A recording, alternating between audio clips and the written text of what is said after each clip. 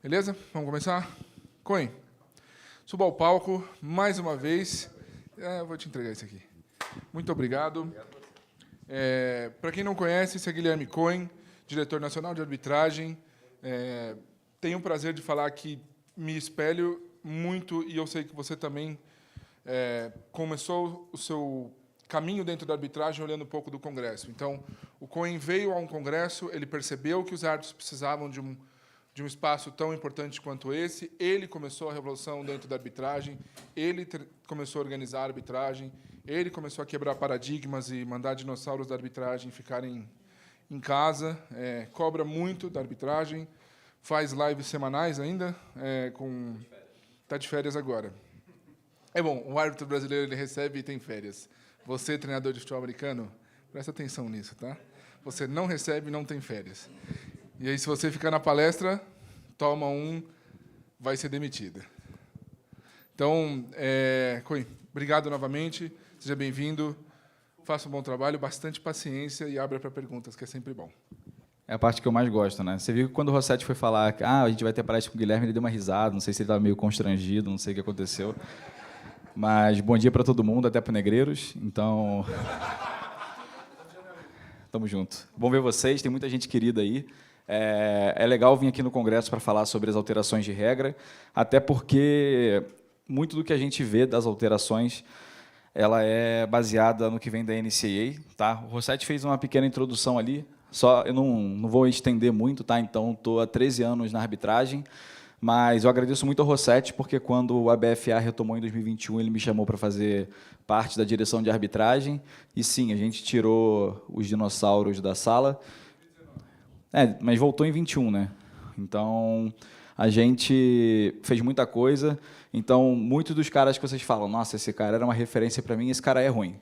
Tá? Então, saibam disso, porque a gente está tirando esses caras, a nova geração que está vindo de arbitragem, ela tem muito mais tesão e ela vem muito sem os vícios que a galera tinha antigamente, né? Então, nesse meio período... O pessoal falou que a arbitragem piorou, né, depois que um certo comentarista... O comentarista era o Davis. Então, depois que o Deivão chegou, piorou a arbitragem nacional. E aí eu sou fundador e instrutor da EAFA, e a gente faz essa atuação nacional com a EAFA desde 2021. Tá? Uma coisa que é muito importante a gente, desde que começou esse trabalho oficialmente, a gente monitora o que a gente tem de arbitragem. Assim. Então, eu acho que uma coisa que vocês, como técnicos, têm também cara, o jogador ruim, que não treina, ele não vai melhorar. Não tem o que esperar desse cara. Esse cara não vai de um nível para o outro. Então, a gente entende que um árbitro que ele não estuda, todo jogo ele faz a mesma coisa, você não pode esperar alguma coisa diferente de um cara que repete os mesmos erros. Então, a gente investe muito mais tempo nos caras que mostram algum interesse real. Tá? E aí eu só coloquei algumas coisas que a gente vai fazer esse ano, porque eu respeito muito o trabalho dos técnicos, inclusive eu converso muito com o LD, converso muito com o Negreiros, sobre desenvolvimento. Né? O Rossetti, quando ele estava de técnico, conversava mais com ele também. E aí eu sei que tem um pouco do estigma, mas o que os árbitros fazem para se desenvolver? Né? Então, esse ano a gente vai ter ali em Curitiba um evento com 3 árbitros, 2 da NFL e 1 da NCAA. Então, um apitou agora a final do College Football em janeiro. A gente, a Giane e a Carol, a gente vai para Tom Beard, em Baltimore, agora em março, que é um evento que é o maior de arbitragem dos Estados Unidos, para poder trazer mais conhecimento e novas coisas. E depois eu vou para Gulf Atlantic, que é em Jacksonville, para ver se a gente consegue aprender mais alguma coisa também, porque é diferente um pouco do escopo do que eles fazem lá, com o escopo do que a gente faz aqui, e tentando tirar um pouco dos mitos que talvez a gente tenha aqui no Brasil e que a gente estava ainda usando. Tá? E em março, a gente vem com o Keith Washington, ele foi side judge do Super Bowl 57, e aí, desde 2021, ele faz um evento gratuito no Rio de Janeiro também, para a gente poder se desenvolver. Ele sempre traz um convidado. Ano passado, ele trouxe a Desiree Abrams, que é uma referência no flag football, mas ela é árbitra de replay na NFL, então a gente teve trocas muito positivas lá. A gente fala até que é um evento muito nerd de arbitragem. Eu acho que vocês têm esse sentimento também, quando os técnicos se encontram, começam a falar de X and O's, e aí alguém que já não é tão próximo do X and O já fala assim, putz, essa conversa é muito avançada para mim, não sei se eu quero participar dessa conversa. Então, acontece isso com a gente no Rio também.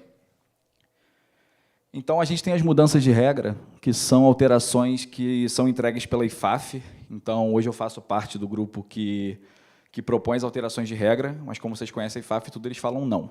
Então, vem tudo basicamente da NCAA e a gente aplica aqui no Brasil. Obviamente, tem coisas que não eram da nossa realidade. Vocês vão ver que fingir lesão não era uma realidade nossa para parar tempo e tal, mas acontecia muito lá também. Tá? E é legal que a gente possa fazer esse alinhamento, e aí, no final, que eu passar os slides, a gente faz a tiração de dúvidas e tal, porque eu sei que vai ter alguma coisa. Beleza? Então, vamos lá, tá?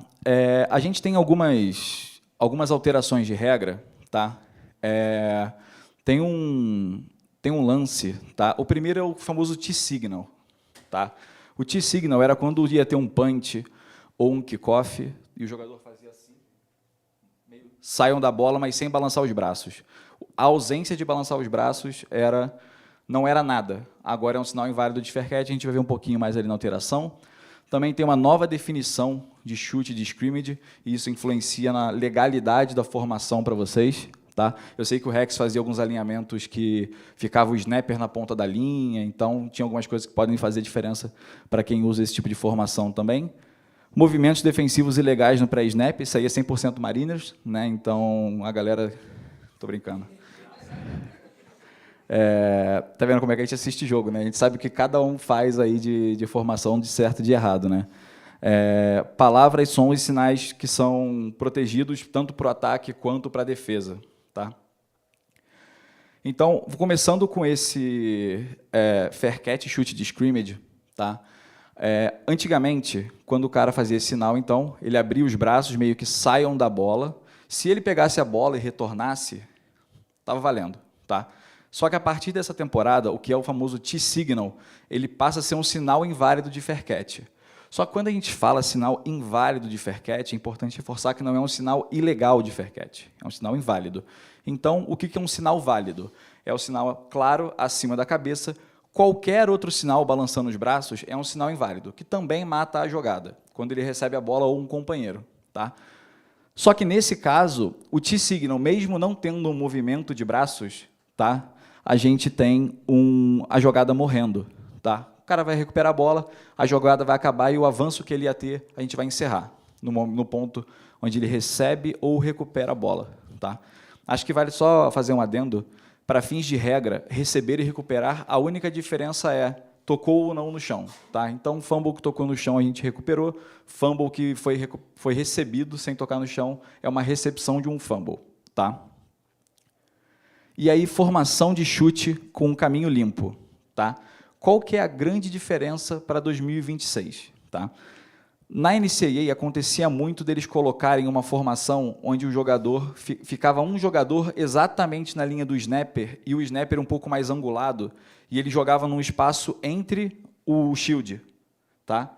Então, como se tivessem essas 5, 2 cadeiras aqui, 2 cadeiras ali, e a mesinha no meio, se tiver alguém na linha do snapper, já deixa de ser considerado uma formação de chute de scrimmage. No que isso interfere? Tá? Em formações de chute de scrimmage, seja uma formação clara, tendo um punter, ou um kicker, ou um holder, tá? Ou tendo um punter, um kicker ou um holder, a gente precisa que não tenha 5 jogadores 50-79, como é numa formação natural de scrimmage. Só que se tiver um jogador agora entre o snapper e o punter, por exemplo, isso deixa de ser uma formação de chute de scrimmage e passa a ser obrigatório ter jogadores de 50-79. Beleza? Caso contrário, vai ser uma falta por formação ilegal. Ok? Eu tenho alguns vídeos depois para vocês também. Tá? Tempo de jogo e controle do relógio. Tá? Esse aqui... Pode falar. O jogador, quando ele faz um T-signal, só para deixar claro. Claro. Veio o punch, fez o T-signal, pegou a bola. Uhum. Depois dele recuperar o chute, recebeu o chute? A bola estava lá, quicando. Tá. Estava fazendo o T-signal para o time dele. Ele recupera a bola, a jogada acaba. Tá. A jogada acaba. Beleza? Eu vou fazer só eu acho que talvez não é uma alteração de regra, mas... Aí uma outra pergunta. Quando que foi a sua grande estreia nos palcos, foi falando do Legal Blind Side Block? Legal. E quando você falou de liga operacional, você já veio depois mostrando soluções para... Perfeito, perfeito. Qual é a solução para o TCI? Gritar? Gritar é uma solução. Você é um revolucionário, porque não veio nenhuma solução com... a gente chama de AR, né? Sempre que vem a regra, vem como se fosse um probleminha embaixo, dando um exemplo dessa solução. Quando veio o bloqueio legal pelo lado cego, veio embaixo. Se o jogador faz um pique, ou o jogador está com os braços levantados sem fazer menção a um bloqueio, ele fala que não é falta. Nesse caso, você só grita, sai. Tá? O verbal não interfere na jogada, beleza? Porque a bola está em jogo e você sabe que com barulho de estádio não tem muita diferença. Mas qualquer movimento de braços, seja embaixo ou em cima, ou o jogador... ou um outro jogador que não é o jogador que vai pegar a bola faz um sinal também, a jogada vai morrer. Beleza? Viciado em resolver problema. Do esporte. Mas pensando nisso, se o cara fizer o T-signal, pegou a bola, porém, como é um sinal inválido de fair catch, se ao pegar a bola, tá na proximidade do jogador, vem um time de chute e bate nele após ele pegar a bola.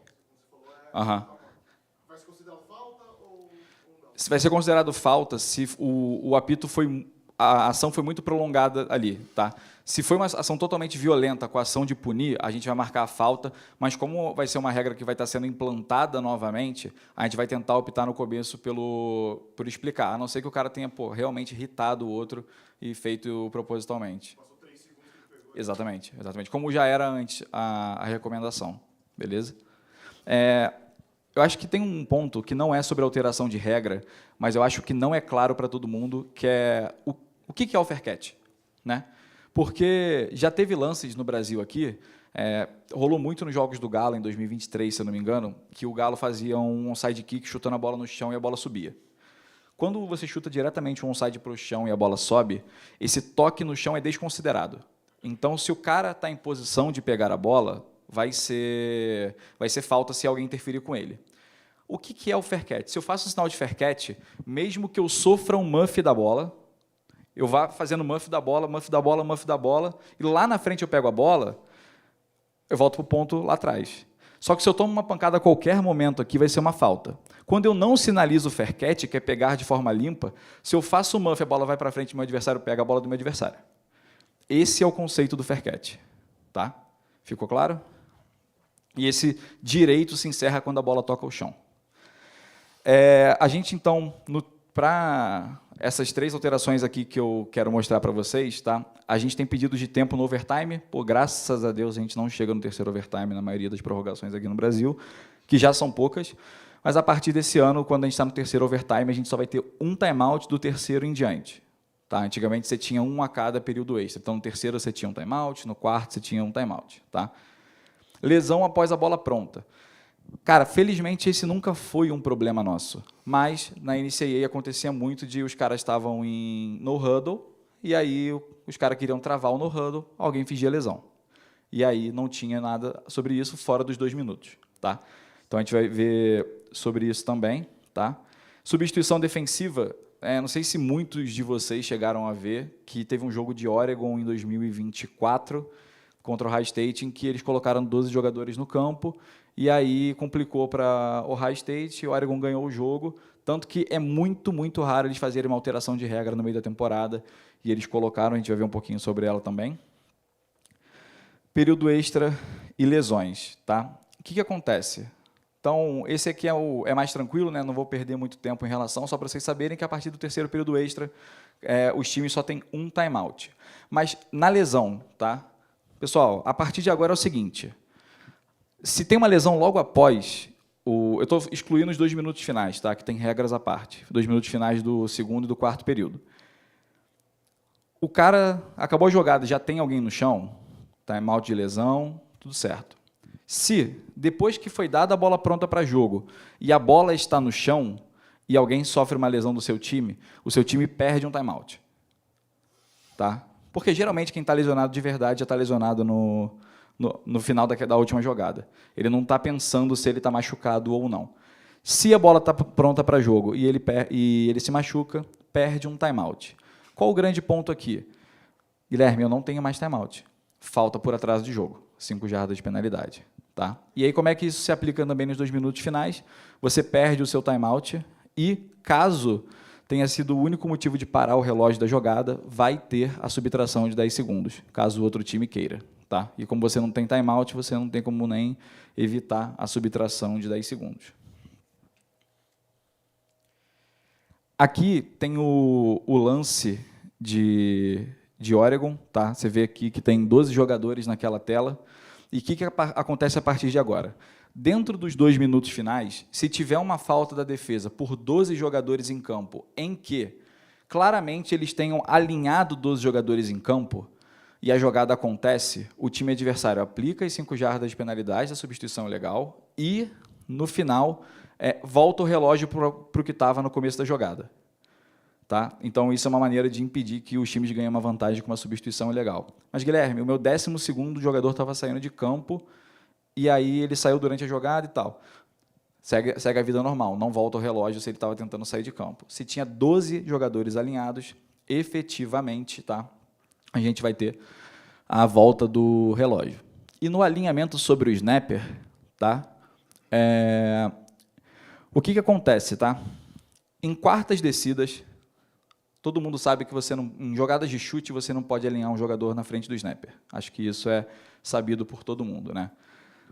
A gente tem tanto a formação ilegal de defesa quando você alinha na frente do snapper, tanto quanto uma violência ao snapper caso você vá direto nele até ele se restabelecer, 1 segundo. O que muda se agora o seu jogador na ponta da linha é o snapper, ou seja, ele é um jogador elegível que estava na ponta da linha, e você está numa quarta descida, que seja, você pode alinhar na frente dele e pode interferir com ele.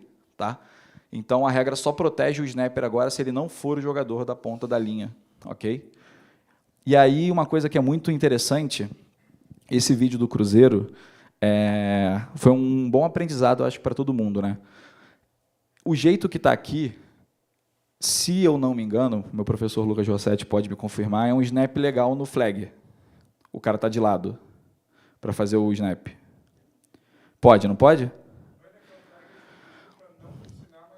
Tá. Tá. O que acontece? Para futebol americano, ele entra num limbo. Por quê? Um jogador de linha, ele é ou um jogador que está na linha da bola, de frente para a endzone que ele está atacando, ou ele tem que ser um jogador de lado ou de frente, fora da linha, ou seja, ele está na linha ou ele é um back. Só que, nesse caso, ele não é nenhum nem outro, porque todo jogador no campo tem que ser um jogador de linha ou um back. E, nesse caso aqui, ele está num limbo, é uma formação ilegal, independente do que esteja acontecendo aqui. Você não pode fazer o snap de lado no futebol americano. Tá? Então, esse é um aprendizado. E, mais do que isso, tá? Como ele é o snapper, que é o jogador que se estabelece tocando na bola, ou simulando tocar a bola abaixo dos joelhos, ele não poderia antigamente estar ninguém na frente dele caso fosse uma quarta descida. Tá? Agora pode alinhar na frente dele, pode interferir com ele, porque ele é um jogador elegível, caso a numeração dele permita também. Essas 2 jogadas podem criar alguma confusão. Alguém tem alguma dúvida inicial sobre elas? Tranquilo, né? Por favor.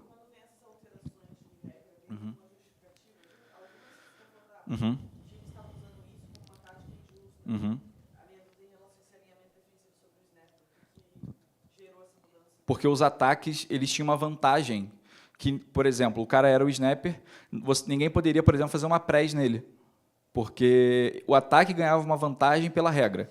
O ataque tem regras para ele, só que fazer com que a defesa não seja permitido fazer algo em que você está ganhando uma vantagem não é justo. Então, agora, a defesa pode alinhar na frente desse cara e pode interferir com esse cara na saída da rota dele.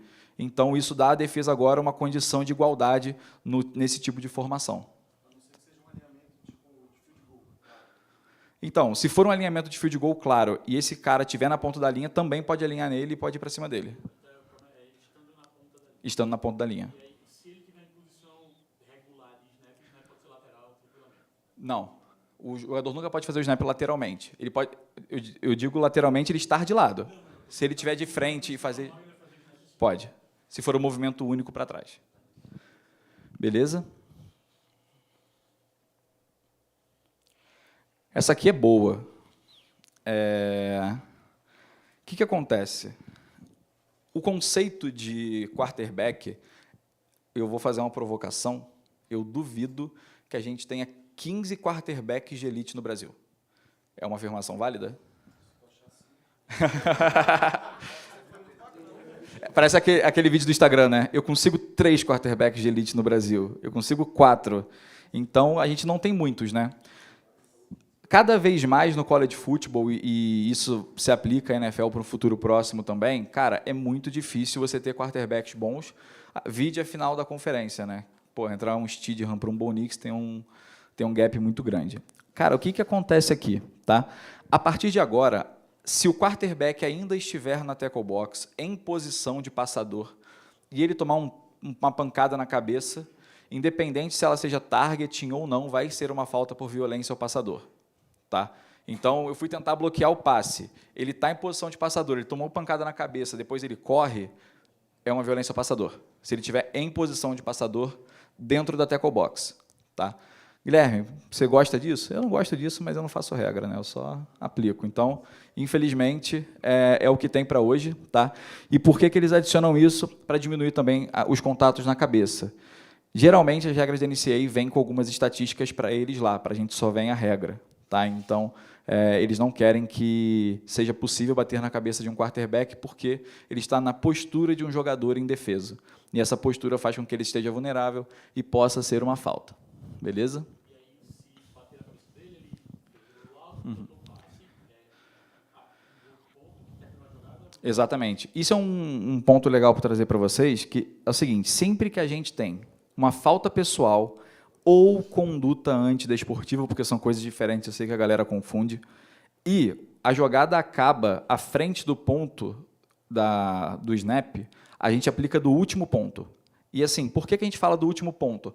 Porque se teve 15 trocas de posse tua com o teu time, que é considerado um ponto de fim de corrida, do último ponto a gente aplica essa falta. Só não vamos aplicar do último ponto se teve troca de posse ou teve troca de posse de time, né? Então o time B ficou com a bola, a defesa ficou com a bola, ou caso a jogada tenha terminado atrás da zona neutra. Desse caso, a gente aplica do ponto anterior. Beleza? E agora, só tem uma nova aplicação também, que faltas por conduta antidesportiva que acontecessem atrás da zona neutra, antes elas eram aplicadas do ponto da falta. Tá? Agora elas são aplicadas do ponto anterior igual o holding, uso ilegal das mãos e outras faltas pessoais também. Beleza? Diga.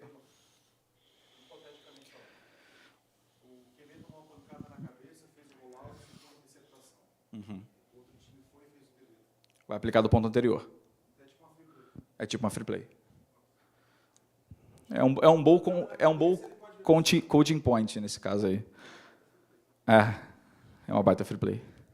Até porque se você consegue conectar o passe, vai mais 15, né? Até se ele correr também, tá? Se depois ele corre com a bola, vai aplicar do ponto do fim da corrida, caso a corrida também termine além da zona neutra.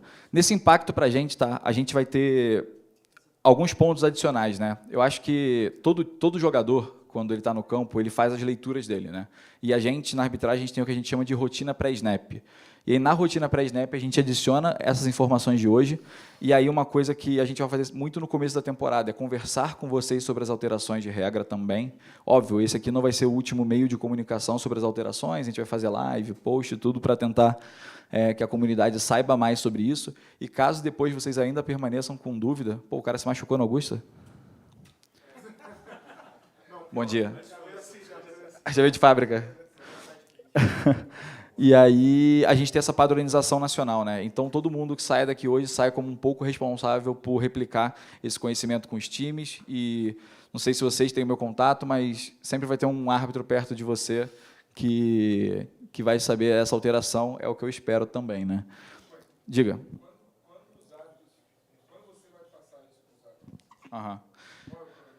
Na verdade, a gente recebeu isso em 28 de dezembro e, no mesmo dia, eu fiz 2 movimentos, tá? Que foi mandar tanto as alterações em inglês, que saem na hora pela IFAF, a gente atualiza o documento, cria o documento em português, manda para os árbitros. Só que, assim, vou ser sincero contigo, dia 28 de dezembro, se eu tiver algum árbitro vendo isso, eu duvido muito, tá?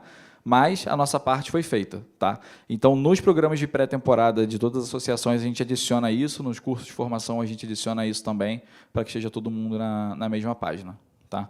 Mas o foco está, principalmente, inclusive, eu peguei da NCAA todos os testes de regra que tinham as alterações e montei 6 testes de regra já para o pessoal, então ele já tem isso disponível, e a gente vai atualizando com eles de tempo em tempo para poder estar na mesma página. Porque geralmente aparece uma dúvida ou outra. A IFAF, desde que foi lançado o livro, eles fizeram mais 2 alterações mais textuais, tá? Não foi alteração no sentido da regra, para deixar mais claro também. Tá? E aí depois, quem quiser, eu mando também o material traduzido em português com as alterações de regra e tal. Sinceramente, tem algumas coisas que eu não coloquei aqui, tipo, tamanho da linha lateral. Porra, a gente ia perder um tempo desnecessário falando qual é a grossura da linha, então não faz sentido. Eu não sou uma régua, não sei nada de centimetragem. Então, esses foram os slides. Eu vou colocar aqui os vídeos, tá? Só para vocês terem um pouquinho de estímulo visual em relação a isso também. Tá? Alguns eu peguei da NCAA. Tá? Então, aqui a gente vai ter um sobre fingir lesão. Você vai ver que tem um jogador que a bola já foi posicionada. Tá? E o jogador ele vai e cai no chão. Tem um ponto muito importante, que é o seguinte: se a gente vir algum... Era o Pita. Aí, uma coisa que é interessante, tá? Caso a gente veja que algum técnico pediu para o jogador cair, isso nas nossas regras é uma conduta antidesportiva. Tá? Do técnico. Mas o cara que só botou a mão na coxa, tá? A recomendação é que a gente não tire ele de campo pelo timeout de lesão. Tá? E se o seu time inteiro cair no chão, a gente só vai tirar um timeout. Beleza? Nesse caso aqui, ele botou a mão na coxa, mas a gente não parou o relógio por causa dele. Então, só esse jogador que está no chão, a gente vai tirar de campo e vai tirar o timeout desse cara. Mas você vê que é uma coisa totalmente antinatural. Né?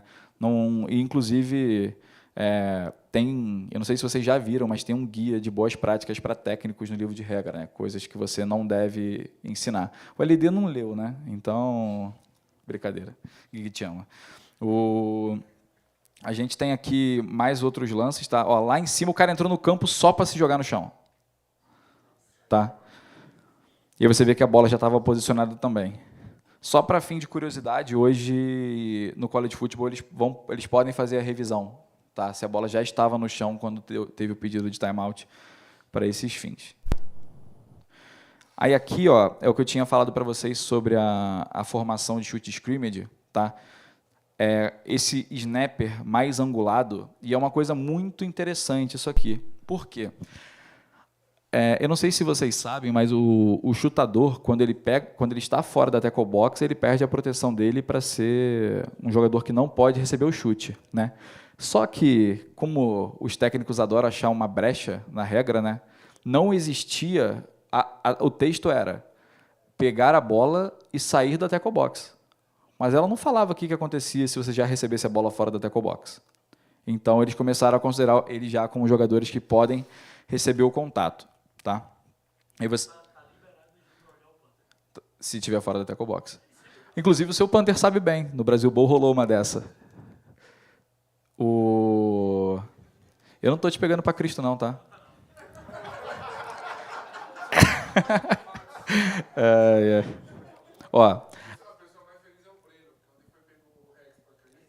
Acontece. E aí, aqui a gente tem, se esse jogador tivesse aqui, nesse momento, você vê que ele está entre o punter e o snapper. Isso deixaria de ser considerado uma formação de chute de scrimmage, mesmo tendo o punter lá. Como que isso altera para a gente? Todos os jogadores que estão na linha, aqui a gente tem um camisa 24, né? Aqui a gente tem um, 48. Esses jogadores na linha, a gente teria que ter pelo menos 5 numerados entre 50 e 79. Nesse caso aqui, isso seria uma formação ilegal porque a gente tem menos. 47, 48, 24, 32 e 23. Tá? Alguma dúvida em relação aqui à formação?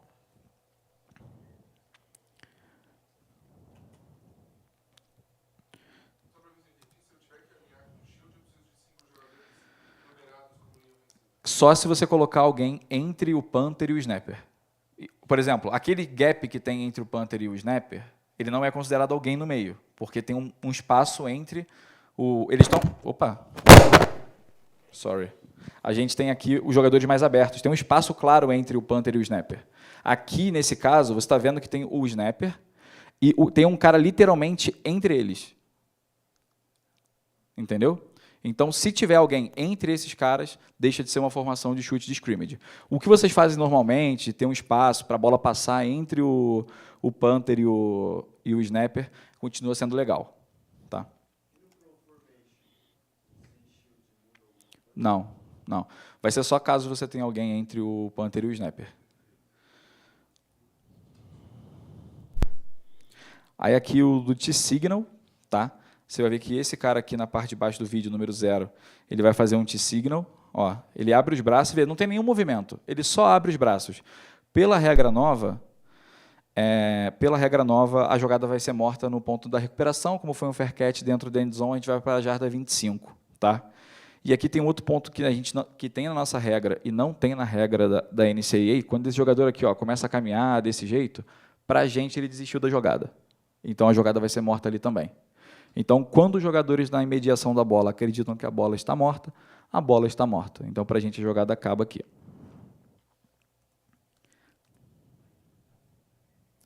Árbitro o quê? Que belo exemplo, hein?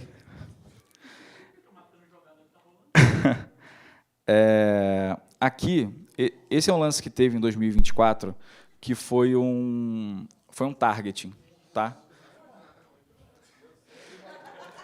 Como diz um amigo meu, depois vocês apanham em campo, não sabem por quê, né? E o que acontece aqui? O grande ponto é, a gente aqui tem uma falta por targeting, eu acho que isso é claro para todo mundo. Tá? Conceitualmente, essa jogada passa a se tornar uma violência ao passador com targeting. Por quê? Postura de passador, sofreu um contato na cabeça. Mas, Guilherme, eles foram para o replay e tiraram o targeting, aqui nesse caso tivesse sido desse jeito. Nesse caso aqui, a gente tiraria a falta por targeting, caso o replay achasse que deve, mas continuaria a falta por violência ao passador, pela nova regra. Beleza? Esse é um azar que vocês não vão ter, porque não tem replay no Brasil mesmo, né? Então, é menos um problema. Olha aí, ó o que vem aí, ó. Vamos lá. Você vê... Sabe uma coisa que eu acho engraçado, coach Lucas Davi? Você achou que eu ia dar isso aqui como um exemplo negativo. Será que isso é um peso na consciência? Nada demais. O que acontece, tá? A gente tem como sinais de movimentação, e eu nem aprofundei muito isso, porque, sinceramente, isso nem existe no Brasil. Tá? Que é quando o ataque faz hut, por exemplo, isso é uma comunicação própria do ataque. Se a defesa faz isso, é uma falta por atraso de jogo, sinais desconcertantes. Tá? Mas a defesa agora ela ganha dois termos para ela usar. Tá? Só que eu nunca vi ninguém fazer isso no Brasil, que é move e stem. Tá? Que é para fazer... Pode. Então, você pode gritar move, porque... E aí, se o ataque gritar move, vai ser uma falta por saída falsa. Entendeu?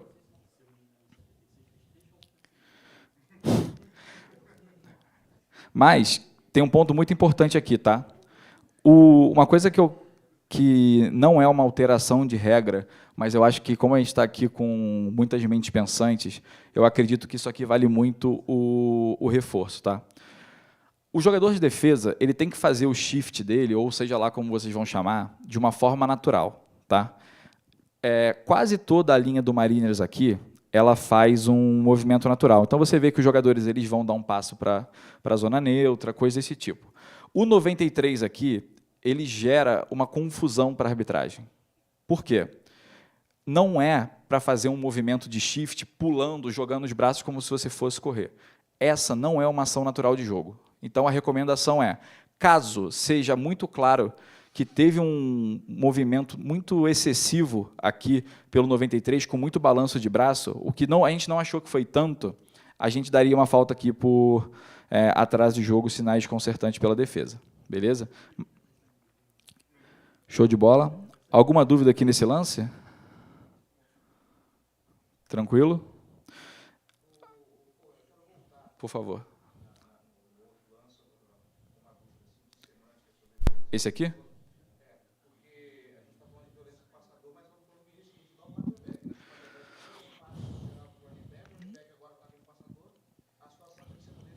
Se foi um passe para trás, tá? Se foi um passe para trás, legal, porque ele pode fazer um passe para frente. Só existe falta de violência ao passador para passadores legais da bola. Tá? Então, se você fez um screen, num passe para frente, esse cara ameaçar fazer um passe para frente e toma uma pancada na cabeça que não seja um target, não vai ser falta. Tá? Então, é só para passadores legais da bola. Show?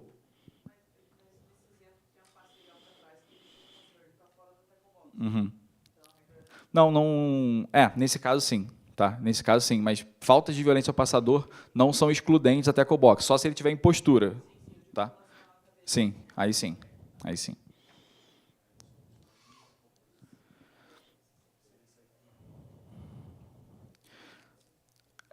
Momento para dúvidas, Rossetti? Show. Quer que eu passe o microfone para a galera ali? Você vai ser meu assistente de palco?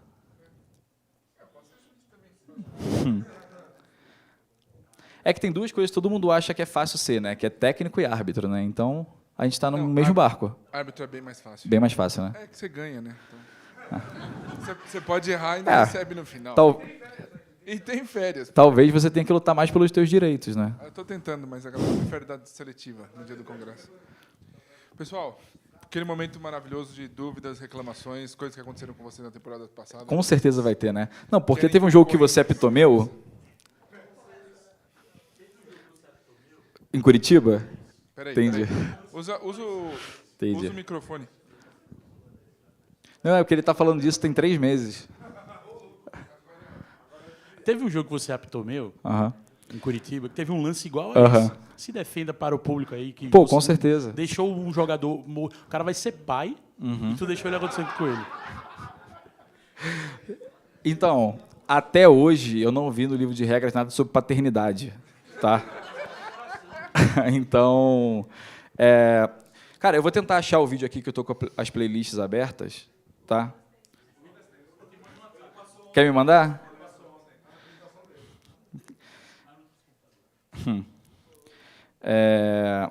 Mas eu vou tentar achar aqui enquanto vocês... Olha aqui o que já aparece para mim. Guilherme Benuto, Senior Bowl, só elite, né? Só a nata. Mas... Deixa eu ver se eu acho aqui. Mas vamos lá, vou falar um pouquinho. Não sei se vocês viram o lance ontem, todo mundo, né? Ah, tá aqui, ó. Eu acho que é esse. É esse mesmo, hein? Caraca.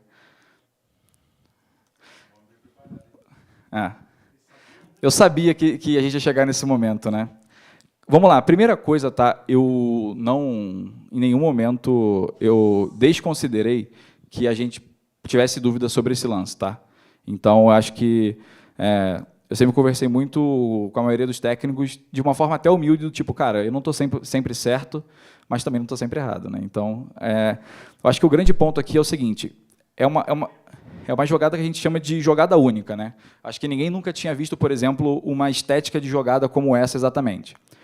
O que pegou muito para a gente, né? Principalmente para mim, que estava com a responsabilidade do holder. Quando ele está no chão, ele definitivamente é um jogador indefeso. Ele é um jogador indefeso. Só que, para jogadores indefesos, a única falta que existe é ou bloqueio legal pelo lado cego, praticamente, quando você cria o bloqueio legal pelo lado cego, ou um targeting. Tá? Na minha concepção, tá, ele tinha pegado no peito e sobe. Iniciar o contato. Ele lidera com o ombro definitivamente, há um contato violento definitivamente, só que, para mim, ele pega no peito e avança para a cabeça. Tá? É uma jogada muito rápida. Eu até levei esse vídeo, tá? Porque, para mim, cara, não tinha resposta certa ou resposta errada aqui. Tá? Eu levei esse vídeo para a galera da NCAA e eles falaram, cara, não é violência desnecessária, tá? Que poderia ser um tipo de chamada por talvez ter sido atrasado e tal, mas a gente não considerou como violência desnecessária. Tá? E aqui, ó, por exemplo, o grande ponto para mim é, aqui todo mundo consegue ver o topo do capacete dele. Tá? Então, a gente descarta, por exemplo, o targeting com o topo do capacete. Só que o ombro dele, eu tinha visto subir do peito para a cabeça. Cara, achar que é targeting, eu super estou de acordo, tá? Se quiser manter essa chamada. Até se, por exemplo, se eu tivesse chamado isso como targeting, ninguém voltaria atrás, sabe? Mas é uma jogada de segundos, assim. Então, quando eu mandei para a galera lá, eles falaram, ó, para mim não é nem violência desnecessária e não aparenta o targeting, por causa do peito, tá? Então, é uma jogada que vai ficar... Pode ficar 80-20 para você, mas é uma jogada de quando em dúvida, né? E uma coisa que a gente tinha falado bastante no começo do jogo, uma coisa que a gente fez na nossa preleção, a gente chamou tanto o coach Lucas Davi quanto o coach Johnny Mitchell, foi que a gente ia deixar o negócio acontecer. E os dois times respeitaram muito o conceito de você vai bater, mas você vai apanhar também. Não exclui que, caso a gente tivesse entendido como target, deveria ter sido chamado um target. Mas acho até que a gente teve um número de faltas bem baixo nesse jogo, acho que foram 14 ou 16. Para nível de futebol americano no Brasil é realmente muito pouco. Satisfaz a minha resposta? Você queria que eu falasse foi target,